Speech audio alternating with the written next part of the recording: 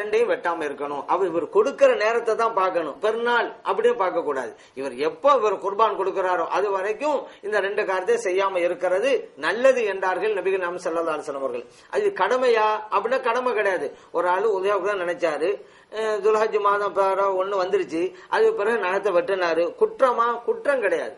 முடி வெட்டுறாரு, குற்றமா? குற்றம் இல்லை, பாவம் இல்லை.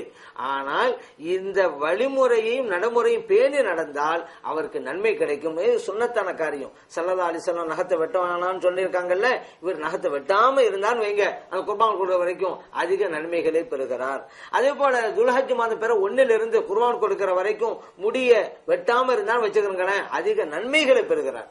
இது மாற்றமா நடந்தாலும் தவறில்லை, குற்றமில்லை என்பதையும் அறிந்து கொள்ள வேண்டும். ஸல்லல்லாஹு அலைஹி வஸல்லம் அவர்கள் சொல்லி தந்த அந்த நடைமுறையை கடைபிடித்தால் இறைவனிடமிருந்து நன்மைகளை நாம் அதிகம் பெற்றுக் கொள்ளலாம் என்கின்ற ஆர்வத்தையும் நாம் புரிந்து கொள்ள வேண்டும். அதனால நம்ம சுன்னத்து தானே அது அப்படின்னு அசால்ட் நினைச்சிடக்கூடாது. ஸல்லல்லாஹு அலைஹி வஸல்லம் அவருடைய சுன்னத்தை எந்த அளவுக்கு ஹயாத்தாக்க முடியுமோ அந்த அளவுக்கு ஹயாத்தாக்கணும். ஸல்லல்லாஹு அலைஹி வஸல்லம் அவருடைய சொல்லானாலும் செயலானாலும் இந்த உலகத்தில் அழிந்து விடாமல் பாதுகாக்க வேண்டிய கடமை அவருடைய உம்மத்தினரான நமக்கு இருக்கிறது. அதனால சுன்னத்து தானே என்று அலட்சியப்படுத்தி விடாதீர்கள். நாளை மறுமையிலே வெற்றி பெறுவதற்கு நம்ம சின்ன சுன்னத்து தானே அப்படின்னு நினைக்கிறோம்ல, சாதாரண சுன்னத்தான காரியமே அப்படின்னு நினைக்கிறோம்ல, அது கூட அங்க நம்ம உதவி செய்து விடும். அதனால சின்ன சுன்னத்தை நம்ம நினைப்போம், சாதாரண சுன்னத்தான நம்ம நினைப்போம், அதுவே நமக்கு வெற்றியை தந்து விடும் மறுமையிலே. அதனால எதையுமே அலட்சியப்படுத்தக்கூடாது.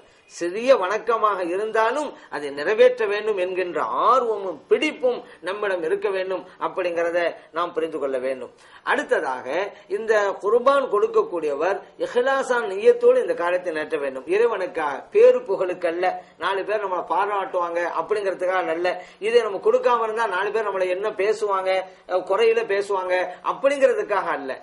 இறைவன் சொன்னால் நான் செய்கிறேன், நபிகள் நாயகம் ஸல்லல்லாஹு அலைஹி வஸல்லம் அவர்கள் செய்ய சொன்னார்கள், அதனால் நான் செய்கிறேன் அப்படின்னு இஹ்லாஸா நிய்யத்தோடு இறைவனுக்காக நாம் ஆற்ற வேண்டும். இது ரொம்ப முக்கியம்.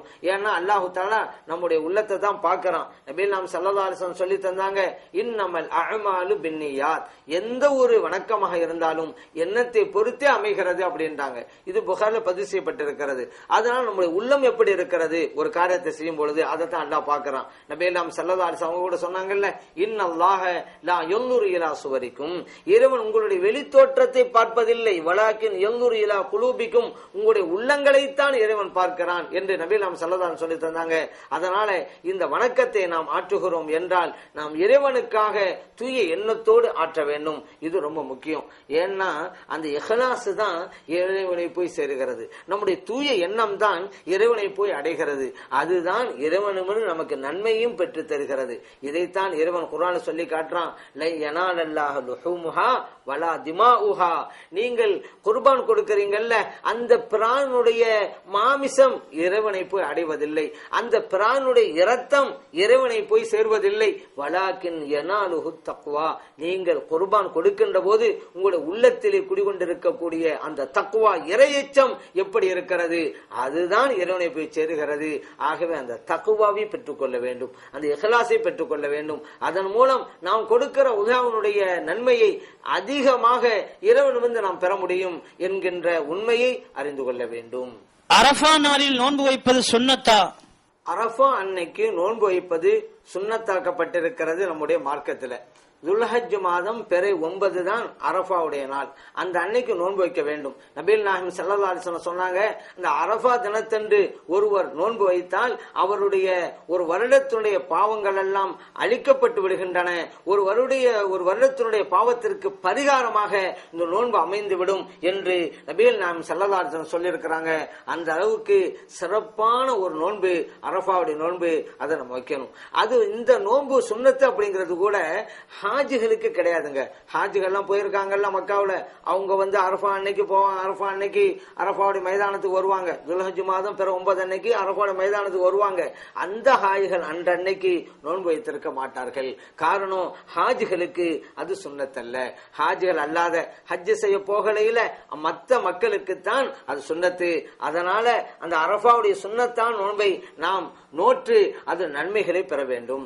அந்த 9 அன்னைக்கு மட்டும்தான் இதுதான் சிறப்பு என்று நாம் நினைத்து விடக்கூடாது. நபிகள் நாயகம் ஸல்லல்லாஹு அலைஹி வஸல்லம் அவர்கள் இந்த துல்ஹஜ் மாதத்துல முதல் 10 நாட்கள் அது மிகவும் ஏற்றத்திற்குரிய நாட்கள், பெருமைக்குரிய நாட்கள் என்று நபிகள் நாயகம் ஸல்லல்லாஹு அலைஹி வஸல்லம் சொல்லி தர்றாங்க.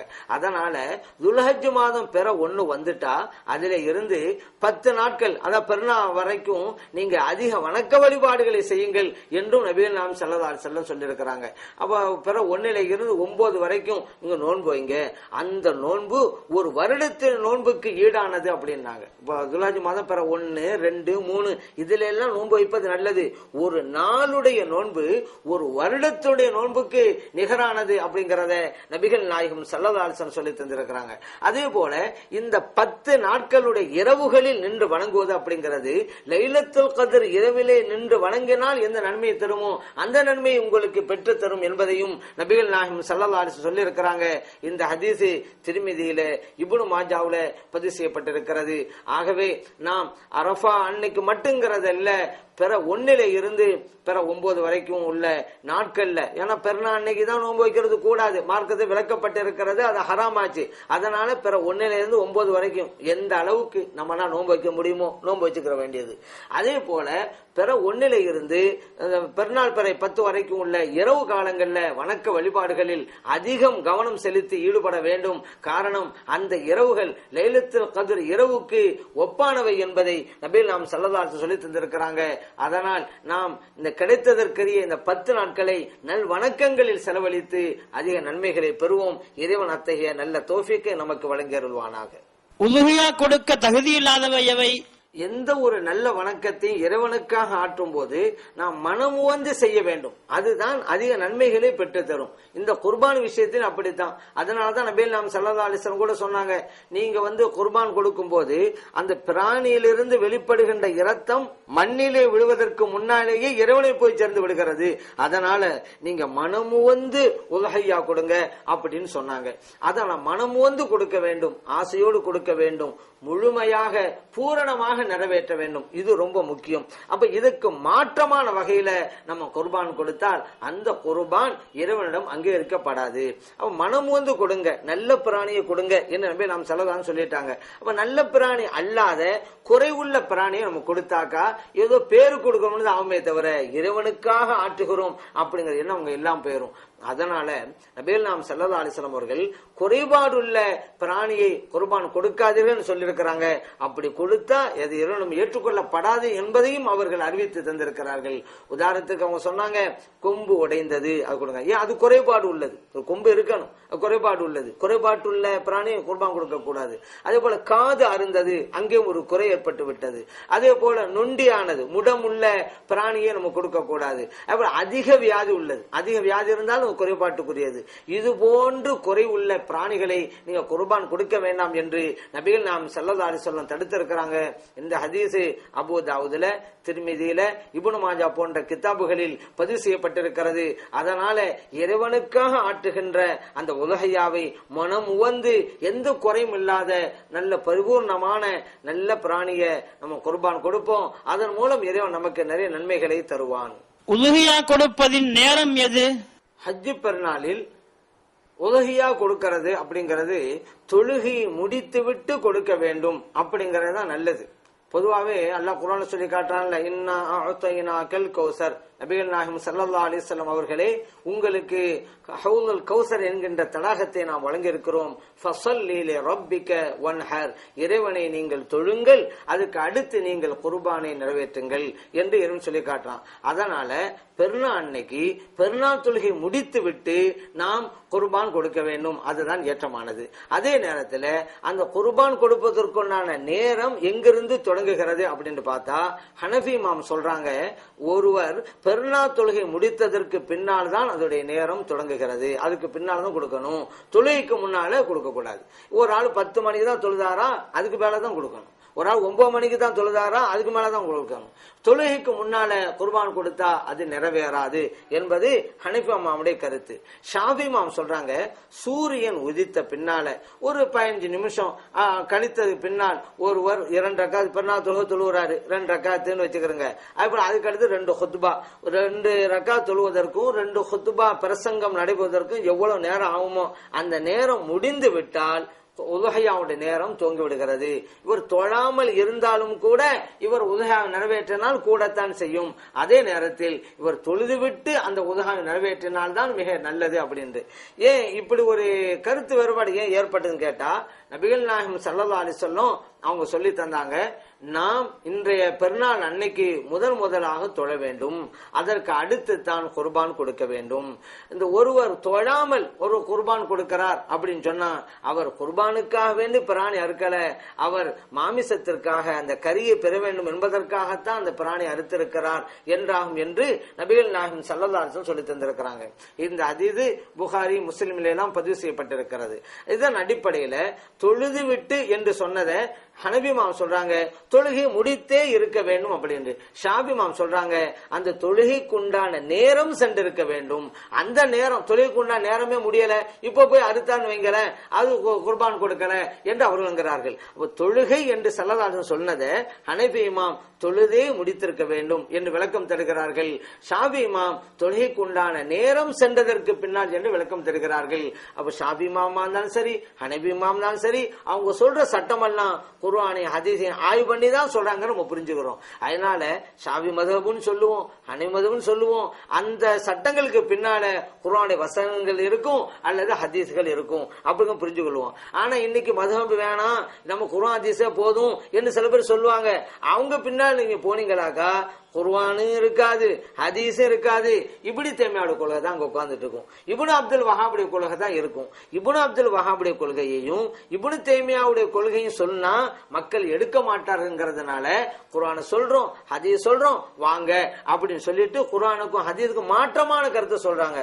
ஆனா நாமும் ஷாஃபிங்கிறோம், ஹனபிங்கிறோம். ஆனா இந்த சட்டங்கள் எல்லாமே குர்ஆன் ஹதீஸாகத்தான் இருக்கிறது அப்படிங்கறத நாம் அறிந்து கொள்ள வேண்டும். அப்போ நம்ம உதுஹியா கொடுக்கறதுடைய நேரத்தினுடைய தொடக்கம் என்ன அப்படிங்கறத நம்ம புரிஞ்சுக்கிட்டோம். சரி, இதனுடைய கடைசி நேரம் எது அப்படின்னு கேட்டா ஹனபி மாம் சொல்றாங்க பெருநாள் கழித்து 2 நாட்கள் வரைக்கும் கொடுக்கலாம் அப்படின்னு.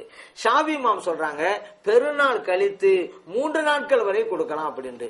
இந்த கருத்து வேறுபாடு ஏற்பட்டது காரணம் என்ன? நபிகள் நாயகம் ஸல்லல்லாஹு அலைஹி வஸல்லம் அவர்கள் சொல்லி தந்த ஹதீஸ்களுடைய ஆய்வு தான் காரணம் அப்படிங்கறத நாம் அறிந்து கொள்ள வேண்டும். ஏனென்றால் நபிகள் நாயகம் ஸல்லல்லாஹு அலைஹி வஸல்லம் சொல்றாங்க இந்த உதுஹியா கொடுக்கிறதுங்கிறது ஹஜ் பெருநாளுக்கு பிறகு 2 நாட்கள் வரை கொடுக்கலாம் அப்படின்னாங்க. இந்த ஹதீஸ் முவத்தாவிலே பதிவு செய்யப்பட்டிருக்கிறது. இந்த ஹதீஸை தான் அபூ ஹனீஃபா ரஹ்மத்துல்லாஹி அலைஹி அவர்கள் ஆதாரம் எடுத்திருக்கிறார்கள். ஸல்லல்லாஹு சொல்லிட்டாங்கல்ல பெருநாளைக்கு பிறகு 2 நாட்கள், அதனால பெருநாள் அன்னைக்கும் உதுஹியா கொடுக்கலாம், அதுக்கு அடுத்து 2 நாட்கள் பிற 11 பிற 12 அந்த நாட்கள்ல கொடுக்கலாம் என்று இமாம் அபூ ஹனீஃபா ரஹ்மத்துல்லாஹி அவங்க சொல்றாங்க.